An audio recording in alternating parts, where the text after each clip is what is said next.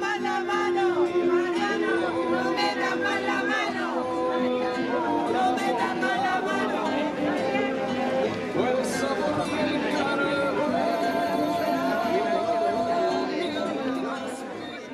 Pensiones dignas ya, pensiones dignas ya, pensiones dignas ya.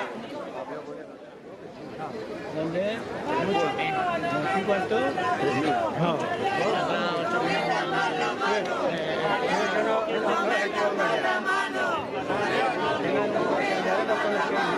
Mariano, no metas más la mano. Mariano, no metas más la mano. Las cuotas de los trabajadores se pagan las pensiones.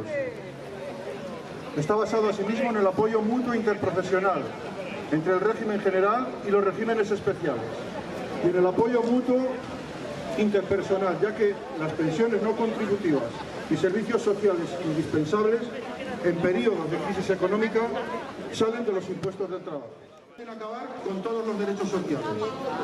Las reformas laborales y de pensiones llevadas a cabo han precarizado y exiliado a los jóvenes con salarios de miseria, provocando unas cotizaciones insuficientes a la seguridad social y, por tanto, impidiendo unas pensiones dignas.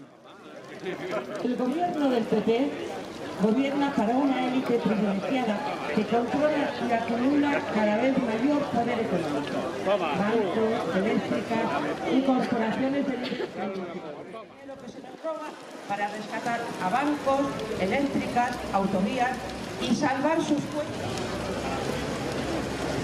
El gobierno del Partido Popular plantea para el año 2018 unos presupuestos generales del Estado que condenan a la miseria a los pensionistas.